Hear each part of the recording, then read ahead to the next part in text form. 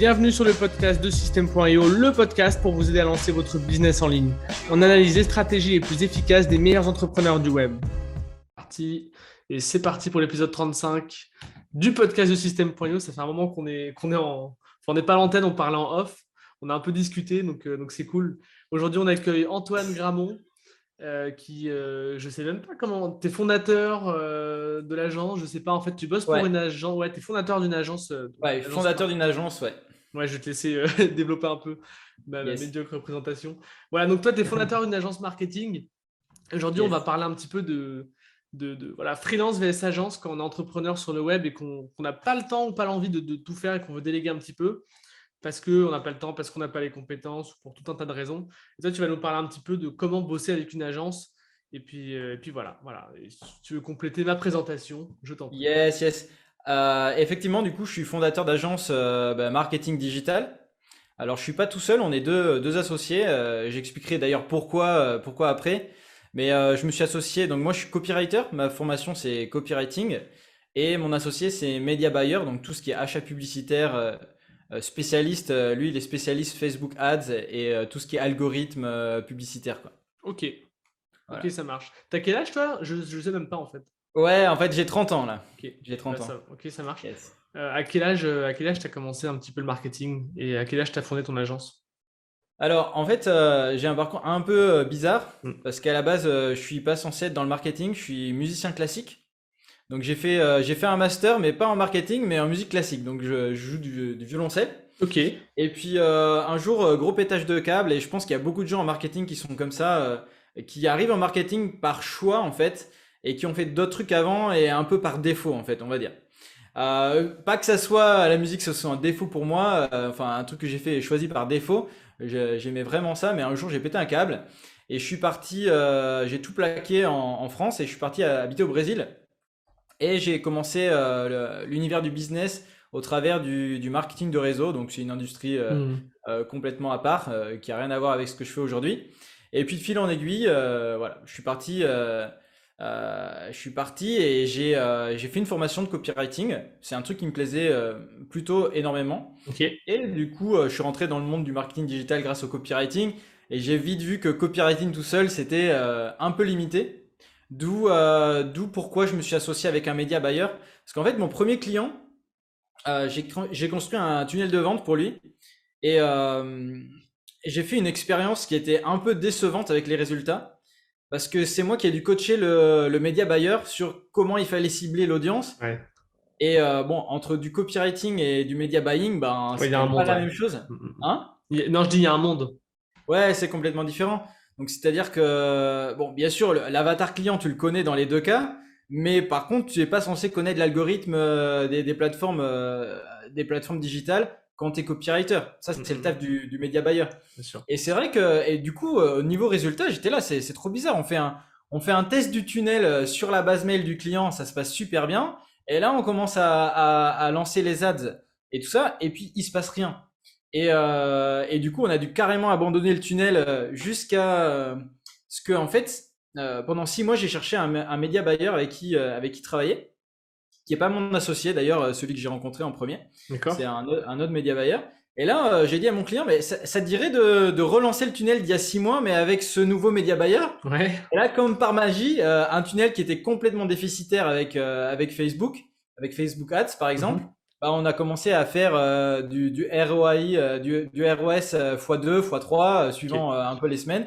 Et ça a été ma première expérience et je me suis dit, ben franchement, il n'y a pas moyen, il faut travailler en équipe en fait. Hmm.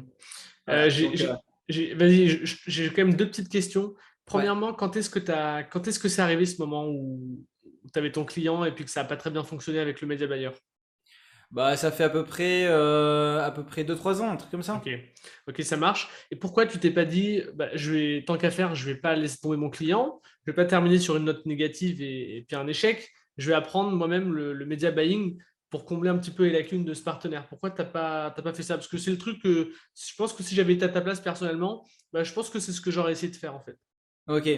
En fait, ça n'a pas été un échec tant que ça parce qu'on a fait quand même à peu près 40 45 000 euros de vente. Ouais, Donc, c'était quand même plus que positif. Ouais. Donc le client, il s'est largement remboursé la presta, il Ok. était vachement content. Ok. Mais disons que au moment de vouloir scaler, d'acquérir des nouveaux clients et tout ça, bah ça s'est pas fait du coup. Mais il a eu conscience quand même que bah, son média buyer était pas top. Ouais. Et d'ailleurs, on est passé par toute une période avec ce client-là où il avait plus de média buyer parce qu'il a viré simplement parce que Hmm. bah, sur l'ensemble des projets, c'était vraiment pas top. Et en fait, moi, ce qui m'a motivé à chercher un média buyer, c'était et pas de faire moi-même, c'est que en fait, chaque spécialité, il y a tellement de détails que tu pourrais y passer énormément de temps. Donc, c'est un peu comme si tu ouvres un restaurant et tu te dis, bah, moi, je vais faire de la nourriture française, mais comme j'aime le chinois, je vais faire du chinois. Ouais, bien sûr. J'aime les sushis, je vais faire des sushis. J'aime l'italien, je vais me mettre aux pizzas. Et en Hmm. plus de ça, je vais faire, je sais pas, des burgers et, enfin, tu vois, tu mets à la Ouais, carte des trucs carrément. qui ont rien à voir les uns avec les autres. Hmm. Et quand tu vas au restaurant, tu te dis pas, tiens, je vais aller à un restaurant fourre-tout, tu vois. Tu te Ouais. dis, je vais aller, tiens, aujourd'hui, tu veux manger quoi? Ah, bah tiens, j'aimerais bien manger japonais aujourd'hui. Ah, Ouais, j'aimerais bien bien sûr. manger une pizza. Tu te dis pas, tiens, je vais me poser et je vais voir ce qu'il y a à la carte, tu vois. Donc Hmm. dans le marketing digital, je pense que c'est un peu comme ça. Si tu commences à aller voir des gens qui font tout, ben forcément, ils sauront pas tout bien faire. Ouais, C'est ouais. juste impossible. Non, mais c'est Tu vois, sûr, c'est cohérent. Surtout qu'avec ton client, finalement, ça s'est pas si mal passé de ce que tu m'as dit.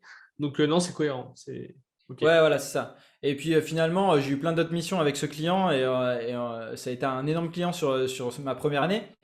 Et ça a toujours été positif, quoi. Hmm. Mais parce que effectivement, il y a aussi cette volonté de m'associer et de travailler en équipe, tu vois. Ouais. Parce que les freelances, ils sont un peu là en mode. Enfin, je remarque ça en fait que la plupart des freelances, ils se considèrent pas comme des entrepreneurs, ils se considèrent un peu comme on va dire des employés qui Hmm. travaillent pour eux, tu vois. Donc Hmm. ils sont un peu dans leur spécialité, dans leur truc. On leur dit, bah, tu vas faire une page de vente, par exemple en copywriting, tu vois. Ouais. Bah, fais-moi une page de vente. Les mecs, ils te font une page de vente sur un Google Doc, ils te donnent la page de vente et puis tu te démerdes, tu vois. Ouais. Ouais. Alors que moi, j'aime bien me dire, bah, le projet, il se passe bien, donc j'aime bien tout ce qui est design et tout ça. Bon, je le fais pas moi-même, tu vois, Mhm. mais pareil, je suis associé avec.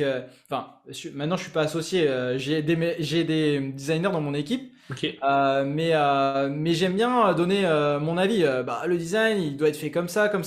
Imbriquer le copywriting et le design, c'est vachement important. Ouais. Et c'est vrai que quand t'as un business et que tu t'adresses à des freelances, bah, ils vont pas avoir cette connexion les uns avec les autres parce que déjà, peut-être qu'ils vont même pas se connaître. Hmm. Peut-être que ben il y en a un qui fait le copywriting aujourd'hui et puis d'ici 3 semaines, t'as ton designer qui le fait. Ouais, non, mais Mais c'est sûr, hein. voilà, C'est, ça manque de, c'est pas très bien huilé, quoi. C'est clair. ouais, voilà, c'est ça.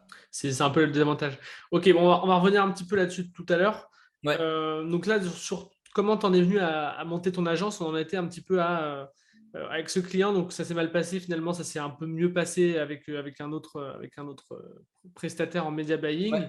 Ouais. Vas-y, je te laisse poursuivre là-dessus. Ouais, et puis de fil en aiguille, en fait, de recommandation en recommandation, en fait, ce média buyer m'a recommandé à un autre qui m'a recommandé à un autre. Et c'est le troisième avec qui je me suis associé là cette année. Et je pense que les associations comme ça, tu les fais parce que tu as le feeling avec les gens. Non seulement tu as les compétences, mais tu as une bonne interaction, tu vois que le travail d'équipe il est là, tu te complètes sur des points. Et bah, voilà, ça se fait un peu naturellement. C'est un peu comme quand tu rencontres quelqu'un hein, dans ta vie. Moi, Mhm. je suis marié. Bon, ma femme, je l'ai pas commandée sur un plateau Ouais, au non, mais c'est sapin de sûr. Noël, tu vois. Ouais, ouais, ouais. C'est un peu le hasard. Donc voilà, on va dire c'est vraiment ça qui m'a poussé à travailler en équipe, à m'associer. Bon après, à côté de ça, j'ai eu plein d'autres projets qui sont super bien passés parce que du coup j'avais un média buyer, alors pas forcément le même, mais je faisais toujours en sorte que quand je faisais le copywriting d'un tunnel, il y avait toujours un bon média buyer avec pour Mhm. que ça se complète au moins. Ouais, ouais. Comme ça, t'as le, t'as la compétence qui te complète, qui fonctionne bien. Donc, Ouais, parce que si tu fais un bon copywriting mais qu'il n'y a pas le bon trafic qui vient, bah ça mhm. sert absolument à rien. Ouais, c'est sûr. C'est comme si je te fais un tunnel sur pourquoi ma viande c'est la meilleure pour ton restaurant, tu Mhm. vois. Toi, tu as un restaurant et tu veux acheter de la viande, tu veux la meilleure qualité. Mhm. Et en fait, moi, je te fais un tunnel de ouf pour ça. Et puis, le mec qui fait la pub, en fait, il fait pas gaffe, mais il fait targeting les restaurants végétariens, tu vois. Ouais. Donc, t'auras beau avoir la meilleure viande de la planète, si tu t'adresses à des restos végétariens, bah, il va pas Ça va rien se il va passer. rien Ouais. se passer, tu Mm, vois. mm, mm, mm. Donc c'est un peu l'idée. Ok, nickel. Donc, tu t'es associé quand exactement avec ce nouvel associé? Puis, j'imagine que vous avez directement lancé l'agence que tu as actuellement. En fait, ça fait 1 an qu'on travaille ensemble Ok, et le temps de faire l'association et tout ça, ça fait à peu près 3 4 mois. Mais ok, bon, on va dire que c'est 1 an de partenariat sur presque tous les projets. ouais. Et là, officiellement marié au greffe Ouais. depuis quelques mois. Ok, ça marche. Mais après, vous avez quand même tous les deux eu de votre côté d'expérience chacun, enfin voilà, de votre côté quoi. Lui, ça faisait longtemps qu'il faisait ça aussi de son côté? Ouais, ça fait à peu près, bah c'est amusant, c'est à peu près la même période, donc Hmm, 2 3 ans. hmm. Et lui, il a le gros avantage, c'est qu'il a travaillé chez Facebook, donc en tant que média buyer. Donc, Ah ouais. il connaît plein de petits secrets Ouais, ouais, ouais, que ouais, la ouais. plupart des média buyers connaissent pas. Et, M'étonne. ouais, jusqu'à aujourd'hui, il a déjà dépensé plus de 11 millions en fait de dollars, et enfin euro-dollars Ouais, bien sûr. Ouais, c'est sur, pas. sur les plateformes des réseaux sociaux. Et bon, ça aide quand même, ça Ah ouais, aide. tu m'étonnes. Il a un sacré avantage compétitif par rapport aux autres. Ok, Ouais, c'est ça. ça marche. Bon, si on va un peu plus dans le cœur du sujet, moi j'ai envie de te demander dans un premier temps, quels sont les prestats qui sont le plus demandés quand les gens viennent te voir? Est-ce que c'est plutôt des prestats un peu global, done for you, machin? Ou est-ce que c'est plutôt, comme tu le disais tout à l'heure par exemple, juste faire une page, tu vois, des choses un peu plus précises? C'est quoi le type d'offre, pardon, le type d'offres qui viennent à vous? Ouais. En Raconte-moi un petit fait, peu. ça dépend vraiment comment tu te positionnes. C'est Ok. vraiment un choix. Ouais. De votre part, C'est-à-dire- hein. Hein? Là, quand tu dis le positionnement et le choix, tu parles de vous en tant qu'agence, pas Ouais, du c'est client. ça, Ok. c'est ça. Ouais, ça dépend pas du client. Ouais. C'est-à-dire que je pense qu'on a ce qu'on attire et on a ce qu'on veut en fait finalement. Mhm. Et on a aussi ce qu'on tolère. Ça, c'est une phrase que j'aime bien d'ailleurs. Dans la vie, tu as ce que tu tolères. Ok. C'est-à-dire que s'il y a des situations qui te font chier, bah libre à toi de. Désolé pour le Ouais, pas de mot, hein. souci. Pas de problème. Bah, libre à toi de changer, quoi. Si tu as Hmm. un travail qui te plaît pas, bah, change, quoi. Ouais, t'es Au responsable lieu- de ce qui se passe, hein. Ouais. Voilà, c'est ça. Hmm. Et je pense qu'en tant qu'agence ou en tant que freelance, ou même en tant que web entrepreneur, bah, tu as les clients que tu mérites. Et tu as les clients que tu tolères, tu vois. Ouais, bien sûr, ouais. Ou tu as les clients que tu veux. C'est-à-dire qu'avant, oui, je faisais des prestations peut-être un peu plus à l'unité. Par exemple, si tu as envie de 3 4 emails, je te les fais. Si tu as envie d'une dizaine de Facebook Ads, je te les fais.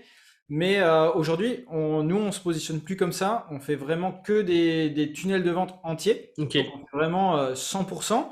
Donc, ben, en premier, on part sur le copywriting parce Mhm. que bah, le copywriting, c'est tout ce qui découle des recherches, en Ouais, bien fait. sûr, ouais. Ouais. Quel est ton avatar, comment tu t'adresses à ton marché, quels sont ses pain points, quels sont ses problèmes et ses désirs. Donc tout ça c'est la première grosse partie, recherche de marché et définition de l'avatar. Mhm. Ensuite on fait la partie copywriting. Quand le copywriting il est prêt, on fait toute la partie design. Donc ça c'est les designers qui sont spécialistes des plateformes de Mhm. tunnels de vente qui les font. Et ensuite, en dernière étape, une fois qu'on a testé le tunnel sur la base mail, si elle existe, mais bon, Ouais, pour nos clients, elle existe parce que on s'adresse à un certain type de clients qui ont déjà un certain ok, résultat. ça marche. On s'adresse pas genre à celui qui dit bah écoute, je suis trop motivé, j'ai trop envie de Ouais, lancer mon ouais, pas premier au tunnel de débutant, vente. ouais. Ouais, ouais. Voilà. Ok, C'est pas trop le type de clientèle qu'on cherche. ça marche. Chacun son truc, hein. Encore Mhm. une fois, c'est vraiment Non, mais un chacun choix. son segment, ouais, bien sûr, ouais. Ouais. Ouais, voilà, c'est ça, exactement. Et puis, bien que quelquefois, on a quand même quelques clients dans notre portefeuille client qui sont un peu des pépites qu'on a un peu dénichées, qui sont encore à leur début. Et là, ils commencent à bien avancer et le gros résultat est encore à venir. Et on a quand même misé sur eux, mais c'est quand même assez rare qu'on fasse ça. On Ok. s'adresse quand même à des gens qui ont plutôt des résultats. Et alors, après ce test, on va dire, sur la base mail pour vérifier que tout fonctionne bien, pour voir si bah, les pages convertissent bien, que notre théorie est validée, on va dire. Mhm, mhm. Parce que le marketing, c'est ça, hein. Tu as de la grosse théorie et puis tu balances Ouais, il le faut se message confronter au et puis marché, des ouais. fois ça marche, des fois ça marche pas. Mhm. Tu dois changer, tu dois améliorer et puis quand ça marche, là, dernière étape, Là, tu tu scales, ouais. balances les ads, quoi. Ouais, Mhm. exactement. Donc effectivement, nous, on fait plus du tunnel done for you, on fait vraiment tout. Et on fait aussi du consulting pour les business qui n'ont pas forcément envie de déléguer, qui ont déjà leur équipe en interne. Ouais.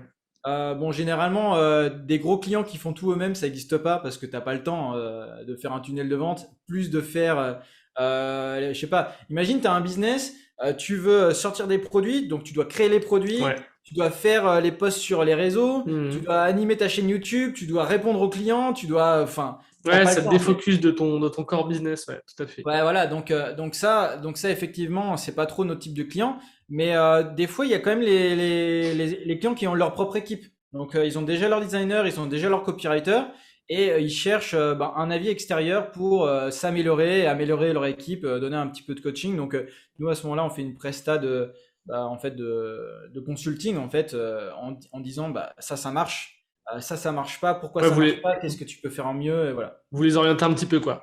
Ouais, Si je comprends bien. Ok, ça marche. Donc vous êtes plutôt voilà, sur des prestats un peu plus globales, un peu plus ouais, done for you pour des clients qui ont déjà pas mal de résultats et plutôt gros. Donc pas trop débutants. Ok, ouais. ça marche. Donc vous, c'est vraiment création des funnels, copywriting, acquisition de trafic et conversion de ce trafic. Les clients, pardon, viennent déjà avec leur offre, leurs produits. Vous intervenez pas du tout là-dessus. Alors si on fait aussi bien sûr de la création d'offres, Ok.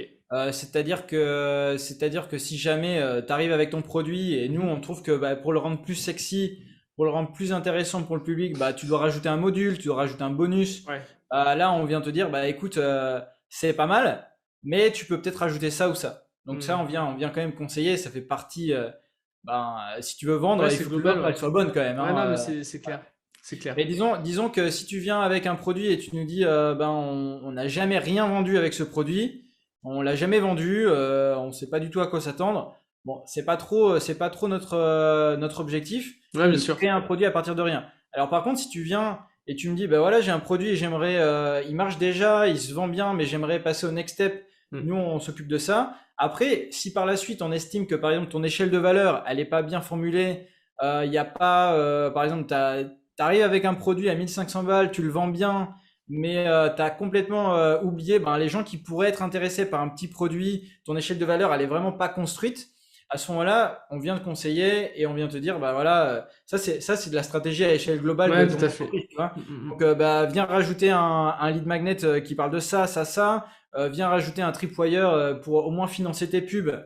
Voilà, un produit à, je sais pas, à 47, 97, un truc. Voilà, on vient construire de l'échelle de valeur et on vient conseiller. Et pour ce type de produit, on vient aussi créer des mini tunnels Mm. à partir de rien. Donc, ça dépend le travail avec le client, en fait. Ouais, non, mais je comprends bien. Ça marche. Oh, c'est... Quand est-ce que les clients viennent vous voir en général? C'est-à-dire que à quel moment, pour les clients, parce que tu les connais bien, j'imagine, à quel moment ils se disent que c'est le moment d'aller voir une agence? Parce que s'ils sont gros, c'est qu'ils ont déjà quand même pas mal bossé, soit en solo, soit avec d'autres agences, mais pour certains d'entre eux en solo, enfin, je veux dire, en interne. À quel moment ça devient intéressant selon toi d'aller voir une agence? Pour les personnes qui nous écoutent et peut-être qui pourraient, tu vois, pour lesquelles ça pourrait être bénéfique, mais qui ne sont pas Ouais, forcément conscients, tu vois. ouais. En fait, ce qui est amusant, c'est que la plupart de mes clients, c'est moi qui suis allé les chercher. Ok. Et c'est pas eux qui sont venus vers moi. Mhm. Et je pense que ça c'est un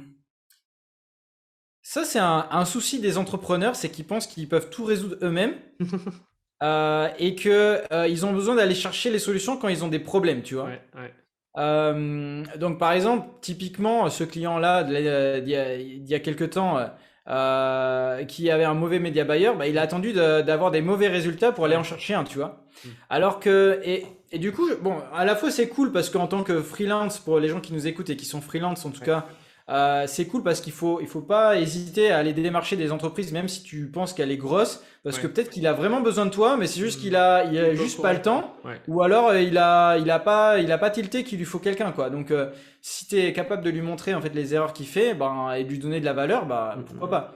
Après en tant qu'entrepreneur, pourquoi s'adresser à une agence plutôt qu'à des mm. freelances? Mhm. C'est justement ce qu'on disait au début, c'est vraiment sur l'aspect de cohésion. C'est-à-dire que si tu vas t'adresser à un copywriter tout seul, il n'aura pas forcément la vision globale. Donc il va te pondre un truc qui est peut-être bien, mais qui s'intègre pas forcément avec le reste. Ou alors si tu vas voir un designer qui travaille pas avec le copywriter, il va peut-être pondre un design qui correspond pas à la copie. Et donc, du coup, en fait, c'est un dialogue de sourds. Genre, tu as un super design et là, ta copie, elle correspond plus, tu vois. Donc, tu dois retourner vers le freelance et lui demander de modifier ou alors de le repayer pour modifier parce que tu t'es mal organisé. Ou alors, voilà, tu as un super tunnel, mais tu as un mauvais media buyer. En fait, moi, je conseille vraiment aux entrepreneurs d'aller voir des agences pour avoir cette cohésion en fait à l'échelle de non seulement d'un tunnel de vente, mais aussi à l'échelle de toute la stratégie marketing de ton entreprise. Ouais. Parce que forcément, si tu veux payer du one shot des gens ou même des fois des agences, alors surtout il faut pas faire cette erreur, sauf si l'agence est mauvaise bien sûr, mais si tu es content du résultat que tu as avec quelqu'un, pourquoi aller voir encore ailleurs et faire toujours du one shot? Ouais. En fait, quand tu travailles avec une agence, l'avantage, c'est que tu vas construire l'édifice pierre par pierre, tu vois. Tu repars pas à zéro à chaque fois. Tu vas pas repartir sur des process à zéro. Tu vas pas repartir sur l'agence ou le freelance, il repart pas en mode je dois réinventer la stratégie à chaque bien fois. sûr. Ouais, Ça, j'ai vu des gros clients. bâti, quoi. Tu vois, j'ai vu des gros clients, des gens qui sont là depuis 10, 20 ans sur le marché, qui malheureusement, on va dire, ont fait appel à des freelances et pas des agences. Et les freelances, au bout d'un moment, voilà, ils ont envie d'autre chose, ils s'en vont, ou alors toi, tu as envie d'autre chose et tu recrutes quelqu'un d'autre. Ouais. Et en fait, le problème, c'est que à chaque freelance qui vient et qui s'en va, il apporte ses process. Et quand il s'en va avec ses process. Ouais. Et moi, j'ai vu notamment un client qui est depuis, ça fait quoi, 25 ans qu'il est sur le marché. Et moi, j'ai dû trouver des nouveaux process pour ses webinaires. Ouais, alors que c'est pas normal. Il aurait dû déjà avoir un truc qui tourne tout seul, un voilà, process ça. bien Il aurait huilé. dû me dire, voilà, les webinaires, on les organise comme ça. Ça marche parce que ça. Et voilà, ça c'est le process. Maintenant, tu viens faire la copie qui s'intègre dans le process, tu vois. Et à la place de ça, non, j'ai dû recréer un process. Et en fait, de travailler avec des freelances, c'est un peu ça qui est dommage pour une entreprise, c'est que c'est un peu comme quand tu engages quelqu'un en fait dans ton équipe, quand t'as un employé, tu investis sur ton employé, tu le fais évoluer. Et si demain il s'en va et tu dois en réemployer un autre, en fait, tu as perdu de l'argent. Tu perds du temps et tu perds de l'argent. Et ça, c'est vraiment ce qui est hyper dommage. Et moi, je conseille vraiment aux gens, aux entrepreneurs, surtout les web entrepreneurs en tout cas, où les process, ils évoluent tellement rapidement sur le marketing digital, ça évolue super rapidement. Ouais, clairement. Là, on est en train de parler des tunnels de vente avec des pubs Facebook. Il y en a qui sont spécialisés pub YouTube ou Google Ads. Enfin, nous on va essayer de se diversifier là cette année, c'est un de nos objectifs. Se diversifier sur diverses plateformes. On peut pas tout savoir et du coup, on va vraiment accueillir des nouvelles personnes dans notre équipe qui vont être optimum dans toutes les plateformes. Mais par exemple, là, on est en train de parler de ça. Mais en ce moment, la grosse révolution, c'est le métaverse et tout ça.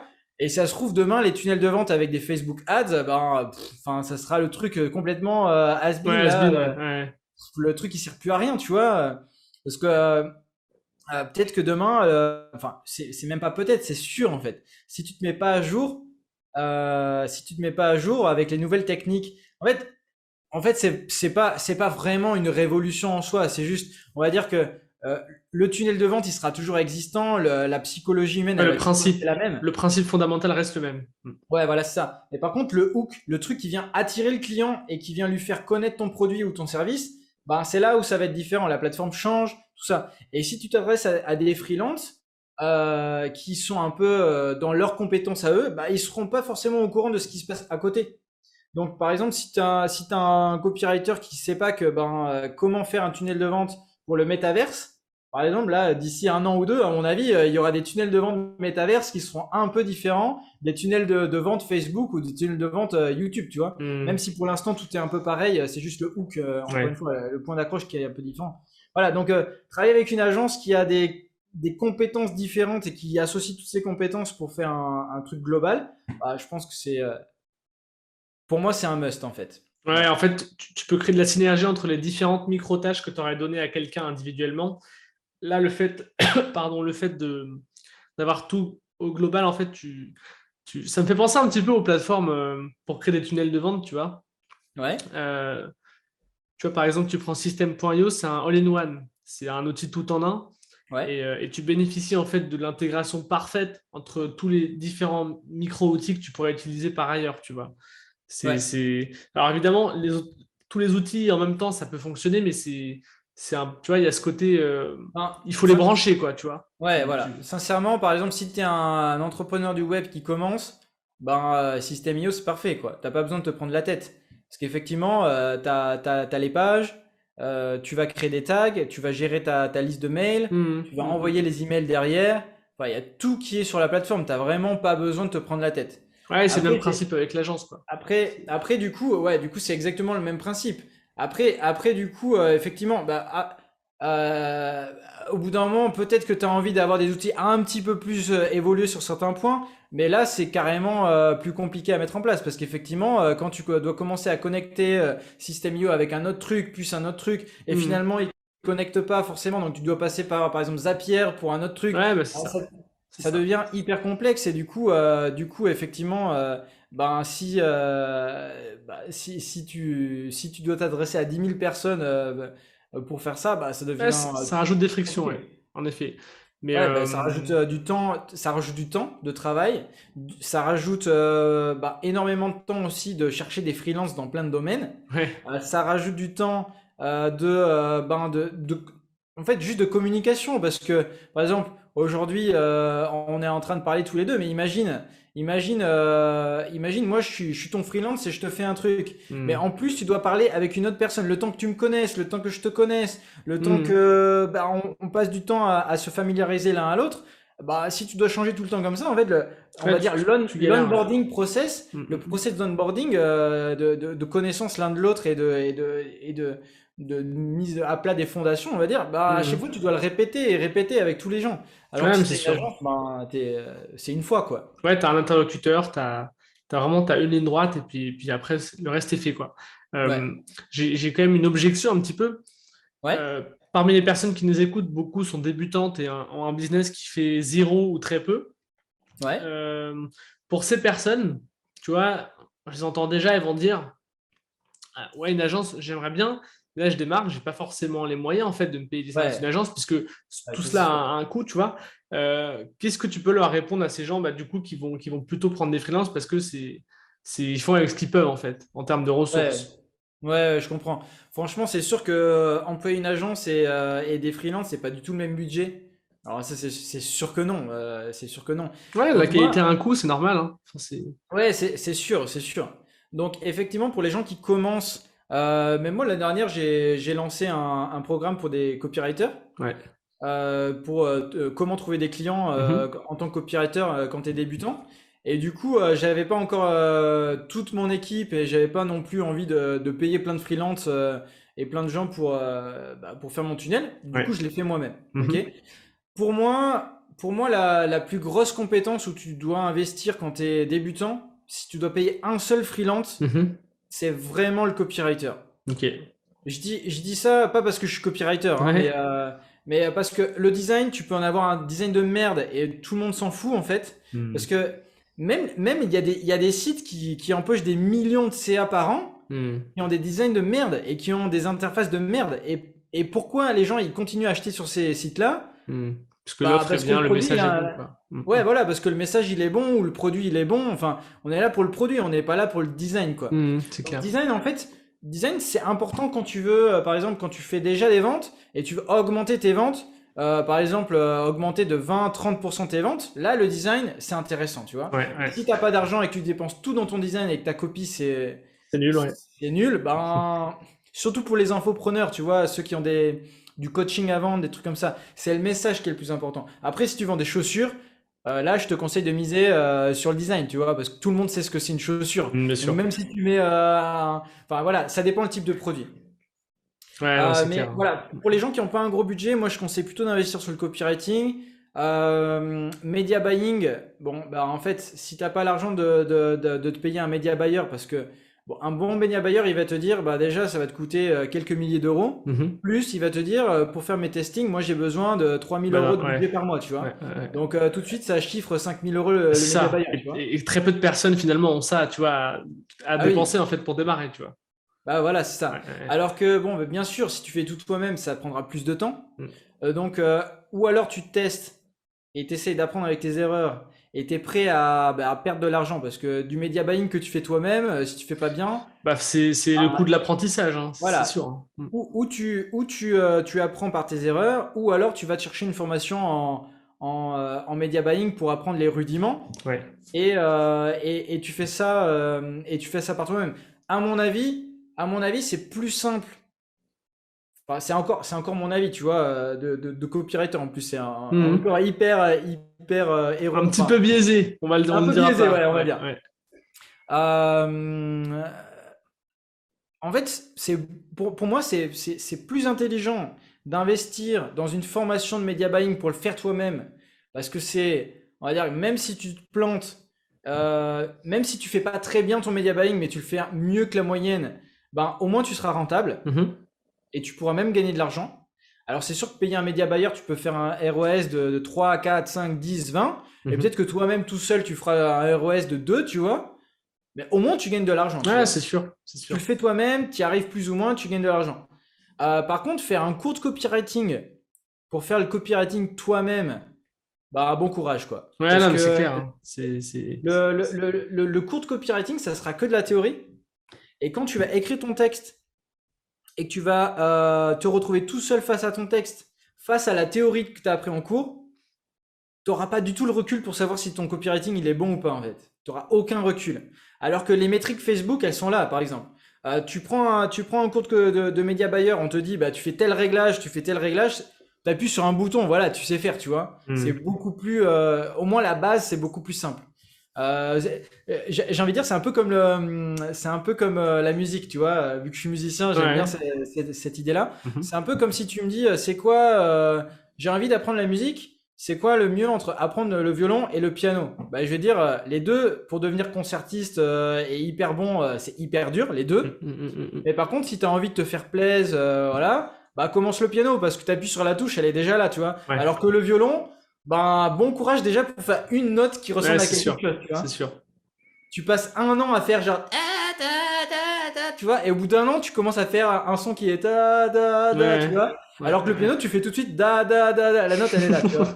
Donc par contre, après, bien sûr, si tu veux devenir un virtuose du media buying, c'est pas avec un petit cours que tu vas le devenir. Non, mais Mais on se comprend, évidemment, au moins, tu peux évidemment. faire tes petits morceaux, tu vois, Mhm. on va Mhm. dire.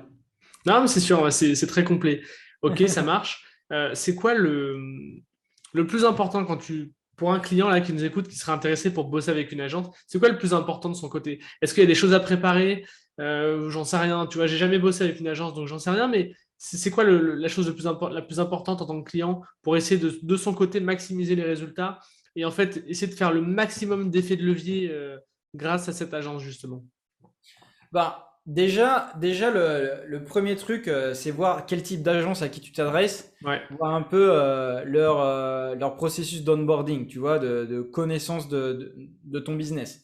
ouais. Parce que par exemple, si c'est toi qui dois tout fournir à l'agence et qui te demande rien, Mhm. bah, potentiellement ils savent pas trop où ils vont, tu vois. Ouais.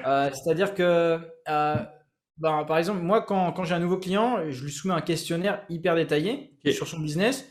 Je le fais pas sur chaque produit parce que du coup je travaille dans le temps avec lui. Donc une fois que c'est fait, c'est fait. Mais par exemple, si tu travailles avec une agence qui a pas de questionnaire ou enfin moi j'ai deux trucs. J'ai un questionnaire et je passe au moins 2 heures sur Zoom, là comme on est en train de faire, Ouais. tu vois, sur être sûr que je comprends bien son avatar. Après, moi je viens confirmer son avatar avec mes recherches et tout ça. Parce que des fois, le client, il a une idée de son avatar qui est pas totalement bien. Mais Mhm. en tout cas, quand tu travailles avec une agence, être clair de ton avatar quand même, c'est enfin, au moins le plus clair possible. Ok. Ça, c'est un prérequis. C'est-à-dire que si tu viens me voir, j'ai beau être super bon, bah si tu connais pas ton avatar et que tu me donnes des fausses pistes, bah ça va prendre plus de Ouais, temps tu vas en pas tant faciliter les qu'agence choses. à t'aider, quoi. Ouais, ouais. C'est comme si tu me dis, bah moi j'ai envie d'aller, je sais pas, à la plage et tu sais que la plage c'est là, Mhm.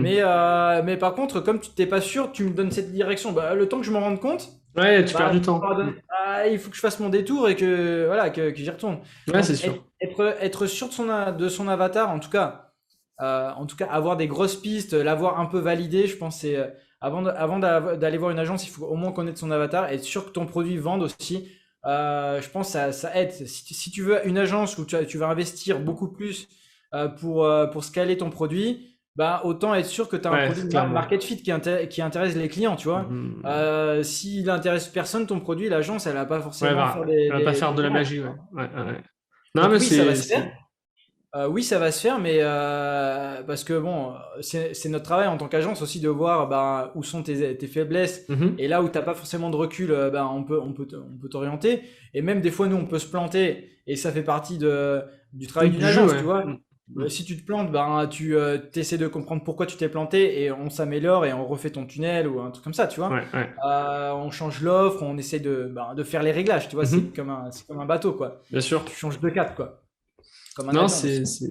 Voilà, donc un prérequis pour travailler avec une agence, je dirais vraiment connaître son avatar client et au moins avoir un produit market fit, au moins un, et ensuite, enfin market fit jusqu'à un certain point, bien bien sûr. sûr. C'est-à-dire si tu fais 500 euros de vente par mois, bon, va pas voir une agence, tu vois. Si tu fais 10 000 euros de vente par mois sur un produit, bah Il y a des choses à faire. il y a vraiment des choses à faire. Après, t'es pas Mhm. obligé de gagner 10 000 euros par mois sur un seul produit pour aller voir une agence. Non, mais Peut-être clairement. que tu fais 2 000 3 000 euros et c'est suffisant. Voilà. Je pense que aussi, pour voir une agence, c'est pas que la vente du produit qu'il faut valider, c'est comment tu vends ton produit actuellement. C'est-à-dire que par exemple, si tes ventes, tu les fais 100% en organique, par exemple, tu as une chaîne YouTube, Mhm. tu vends bien avec ta chaîne, ou alors t'as un Instagram qui cartonne, tu fais des ventes avec ton Instagram, tout ça c'est de l'organique, tu vois. Ça va pas forcément marcher en pub. Non, ouais, Parce que forcément, ouais, parce il y que, a, y a un ouais. truc, il y a un truc qui est biaisé en fait, c'est que les gens, ils ont pris l'habitude de te connaître. Il y a une phase d'éducation qui est Mhm. énorme, si ça se trouve, tu vois, et toi, tu t'en rends pas compte. Peut-être que le mec qui achète aujourd'hui, c'est le mec qui a acheté, enfin, qui s'est inscrit à ta chaîne il y a 6 mois, tu vois, Mhm. et que en moyenne, pour que les gens achètent, ça leur prend 6 mois. Et Ouais. dans ce cas-là, la période d'éducation, elle est énorme, et en fait, peut-être que ton produit, il est pas, enfin, ton produit est bien. Généralement, les gens qui vendent, ils ont des produits qui sont bons, tu vois. Ouais. Mais peut-être que ton offre, elle est pas assez sexy pour la vendre en tunnel de vente, genre automatisé via des pubs. Mhm. Et à ce moment-là, tu auras peut-être une surprise, dans le mauvais sens du terme, tu vois. Ouais, non, clairement. Alors que, par exemple, si tu me dis, bah, moi, je fais 20 000 euros de vente en organique par mois sur ce produit, et peut-être qu'en fait, en pub, tu feras 1 000 euros. Mais par contre, si tu fais déjà 2, 3, 4 000 euros via des pubs que tu fais toi-même et ou que ton équipe, elle sait pas trop bien faire ça, mais tu fais quand même des ventes en pub, et tu fais aussi des ventes en organique, mais ça marche aussi en pub froide, sur un marché froid, bah, à ce moment-là, voir une agence, c'est vachement intéressant parce que là, Ouais, tu vas on vraiment vient, on vient optimiser le truc, ouais. multiplier quelque chose qui Ouais. existe. Ouais, on vient optimiser, ouais. Non, c'est très clair. Ouais. Et je voulais te demander aussi comment reconnaître une mauvaise agence, en fait. Comment tu peux te rendre compte que les mecs que tu as en face de toi, ils sont pas bons? Parce qu'il y a quand même beaucoup de personnes qui en lancent, ou alors des freelances qui se disent agences parce qu'ils veulent se brander comme tel. Ouais. Voilà, c'est un peu la guerre, quoi. Comment peut savoir rapidement, est-ce qu'il y a des signes avant-coureurs, des signaux faibles, où on peut vraiment Ouais. vite se dire une espèce de checklist, bon, eux, ils sont mauvais, c'est bon, quoi. Est-ce que tu as des idées? Alors, moi, j'ai envie de dire, j'ai envie de dire, il y a deux choses en fait. Mhm. D'abord, il y a le feeling, tu vois. Ok. On a vraiment pas du tout tendance à suivre notre feeling. Alors, pour moi, il y a deux types de feeling. Ok, il y a le feeling de la personne et le feeling du business. Ok.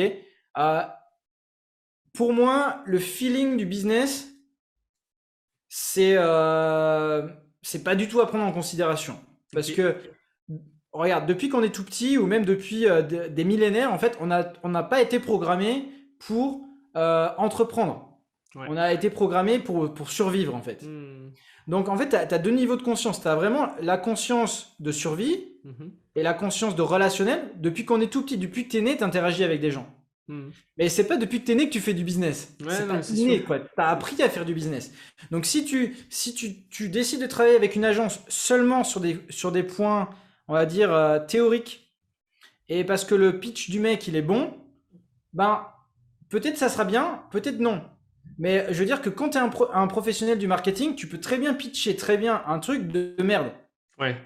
On a déjà tous acheté des produits de merde qui ont été bien pitchés, tu Bien vois. sûr. Ça nous arrive à tous, tu vois.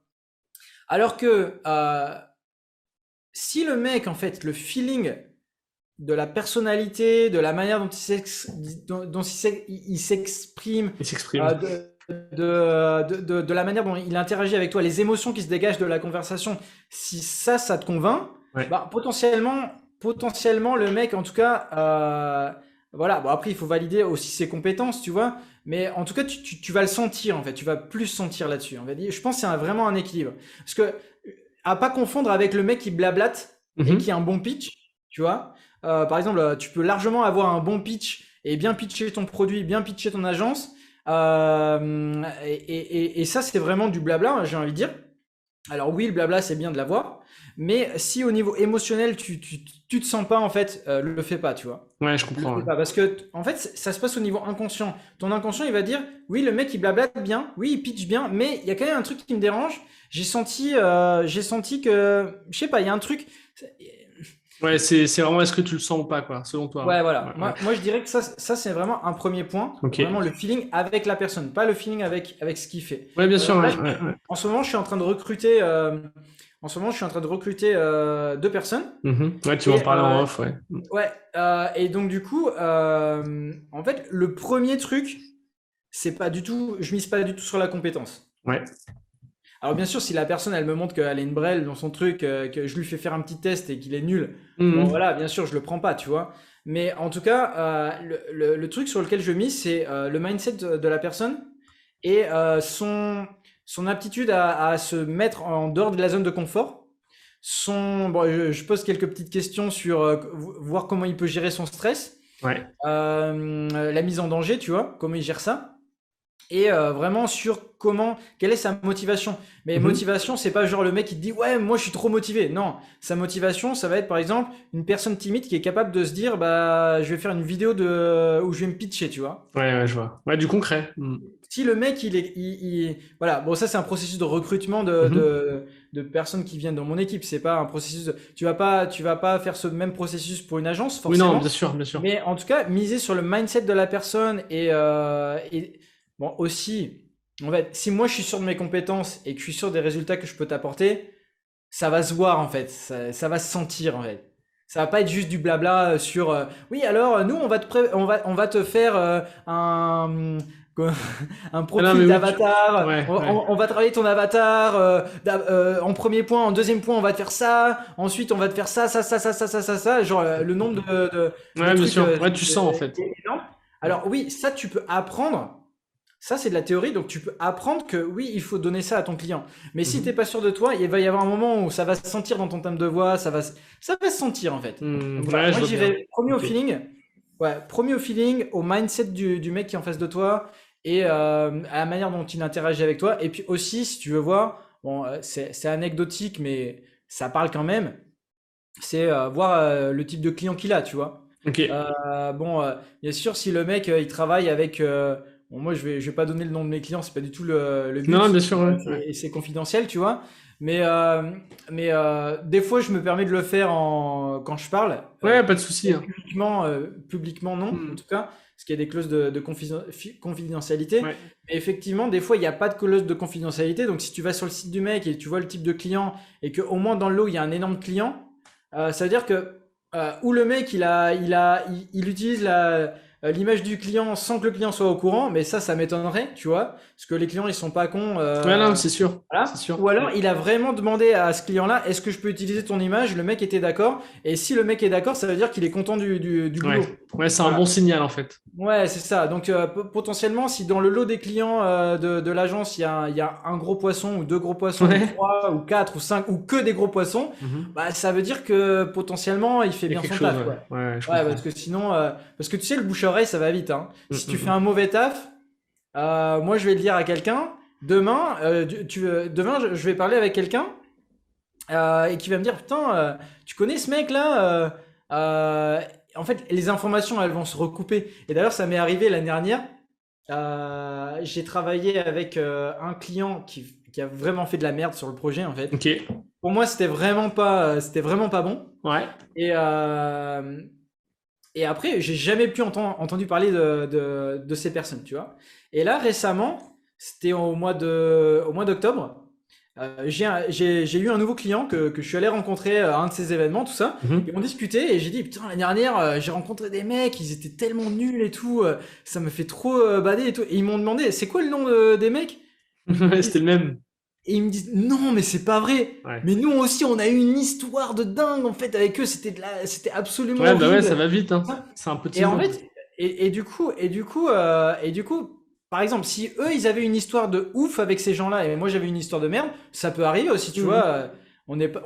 On n'est pas infaillible, tu vois. Mais s'il y a de personnes qui parlent de la même personne d'une manière négative, bah, ça veut dire que potentiellement, ça le fait Ouais, pas, quoi. c'est peut-être qu'ils ont raison, ouais. Ouais, C'est voilà, c'est sûr, hein. ça. C'est sûr. Ça marche. Est-ce que toi, je pense qu'on a fait quand même un bon tour. Je vais te demander un petit Ouais. peu, c'est quoi le livre que tu recommanderais, vraiment, si tu avais un livre à recommander? Pas, ça n'a aucun rapport, hein, mais vraiment Ouais. au niveau, voilà, toi, si, en tant que personne. Bah, franchement, ça dépend qui m'écoute là. Mhm. Donc, si t'es un freelance, si t'es un freelance, ça dépend enfin ta spécialité en fait, j'ai envie de dire. Ouais. Donc moi, je vais pas m'adresser aux freelances. Je vais un peu m'adresser parce que même pour les freelances, j'ai envie de dire, il faut travailler en équipe. Ouais. Donc, je vais plutôt m'adresser aux entrepreneurs et aux freelances qui Ok. aiment travailler en équipe. Donc moi, les livres que j'aime bien et qui posent la base du travail en équipe et de la stratégie, parce que ce qui unifie tout, c'est la stratégie, hein, c'est Ok. pas les compétences. Donc moi, les livres que j'ai surkiffé et qui m'ont aidé au début, alors c'est des livres pour débutants et à la fois pour confirmer.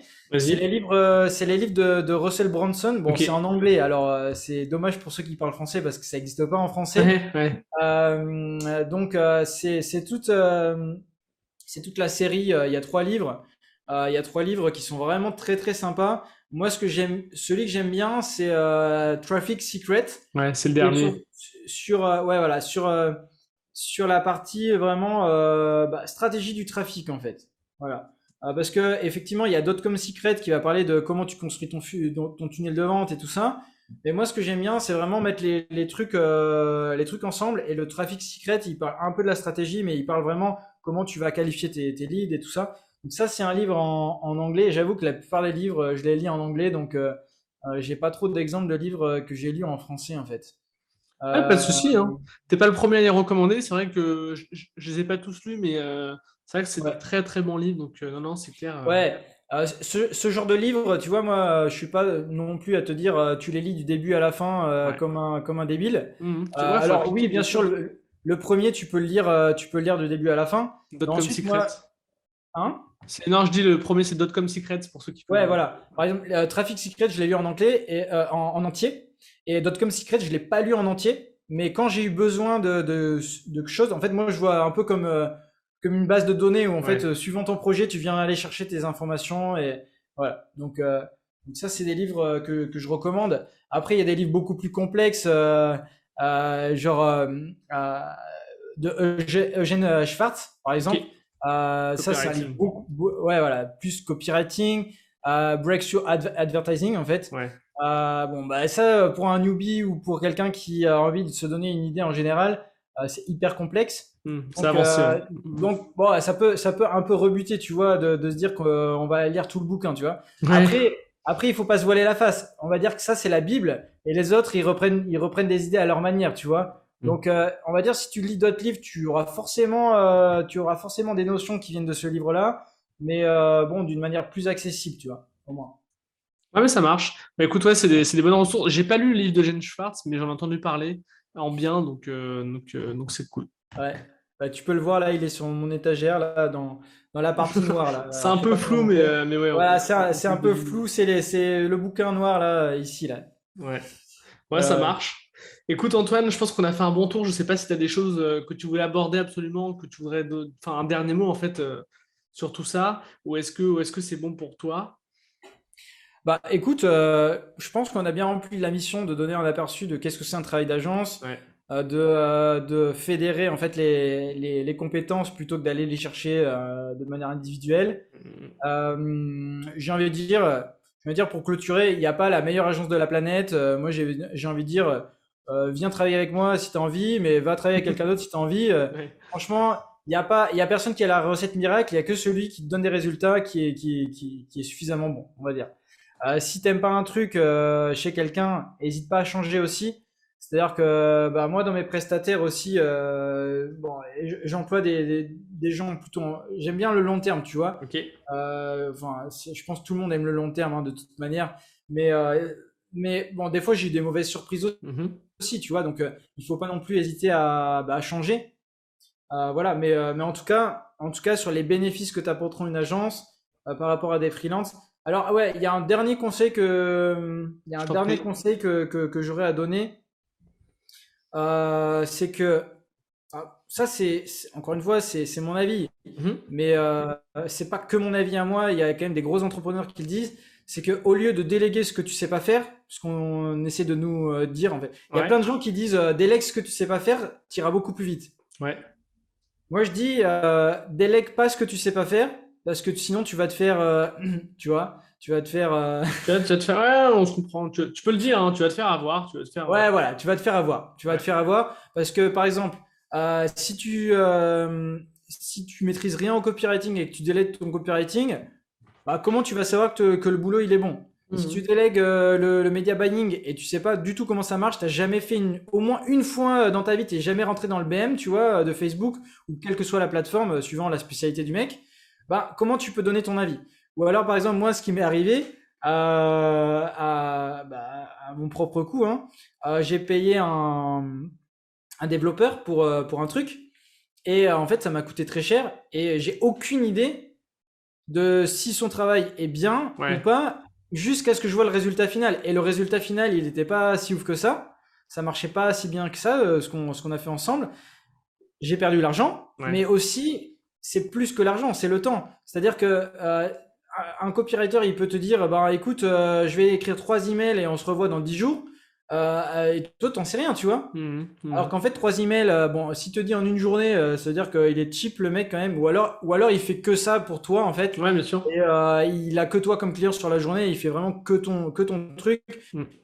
Généralement, 3 emails sur une journée, bon, c'est quand même, enfin, ça dépend le type d'email, tu vois. Si c'est un email de e-commerce en mode viens acheter mon produit, bon, ça, je suis d'accord. Si c'est un email storytelling, bon, peut-être que le mec c'est un dieu du storytelling, mais le temps qu'il comprenne ton business et tout ça, en une journée, à mon avis, ça le fait Ouais, pas. ça nécessite plus de temps, Voilà. ouais.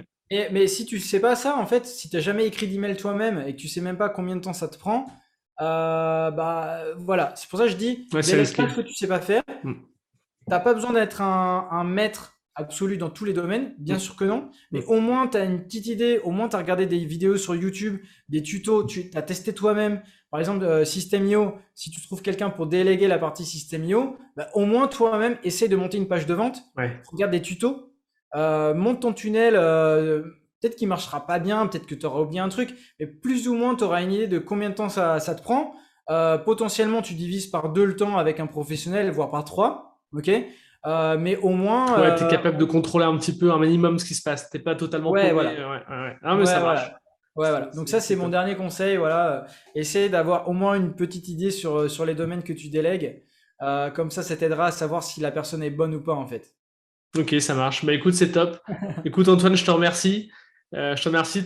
On sent que t'adores ce dont tu parles, en fait, de quoi tu parles. Ouais, ouais, je kiffe. Ouais. Non, non, c'est cool. Je te remercie, écoute, hein. Et puis, Il y a des gens, ils me disent, mm, parce à la base, je t'ai dit, je suis mhm, musicien mhm. et j'étais pas mauvais, tu vois. Ouais, ouais, ouais. J'ai fait un master. En France, il y a seulement 2 conservatoires qui permettent de faire un master. Mm. Et c'est un peu considéré comme, tu vois, il y a certaines écoles qui sont les meilleures, tu vois, de France. Bah Ouais. il y a pas le choix. C'est non seulement c'est la meilleure, mais en plus il y en a que deux, tu vois. Donc Mm. ou tu fais cette école, ou tu vas à l'étranger, en gros. Ouais, ouais. Et en fait, je m'en suis sorti vraiment hyper bien et j'étais classé dans les meilleurs. Et il y a beaucoup de gens en musique qui me disent, mais putain, mais t'as changé quoi? Tu fais du marketing. Ils comprennent pas en fait, tu vois. Mais du coup, ce que tu me dis là, en fait, ça se voit que j'aime ce que je fais et tout ça. Mm. Mais en fait, je pense que juger quelqu'un sur son passé, c'est pas du tout important. Mais vraiment, s'il est passionné sur ce qu'il fait et qu'il prend du plaisir à le faire, bah, les chances qu'il le fasse bien, bah, Ouais, sont plus quand haute, même ouais. Mm. voilà, plus hautes. Si tu fais un truc parce que tu as besoin de le faire, parce que tu fais un truc, tu as juste besoin de la thune, je pense que ça Ouais, ça se marche pas, sent. tu vois. Ça se sent. Mais si tu le fais vraiment par plaisir et que tu es là dans le challenge et que tu essaies toujours d'avancer, je pense que c'est à ça qu'on reconnaît les bons des mauvais, tu vois. Hmm. Et les bons, ils prennent toujours du plaisir, tu vois, je pense. Ouais, et puis ils font ça par conviction, quoi. Ils sont vraiment Ouais, là. voilà. Voilà, ça les prend au fond des tripes, et puis c'est pas là par circonstance, parce que machin, non, il y a une bonne raison, Ouais, quoi. Ok, bah ça ouais, marche. voilà, c'est ça. Ce Voilà, sera, ce c'est sera ça. un bon mot de la fin. Écoute, Voilà. Antoine, je te remercie.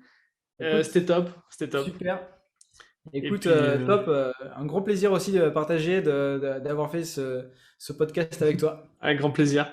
Écoute, je te souhaite une bonne soirée, à bientôt. Ouais, à bientôt. Allez, Ciao, salut. ciao.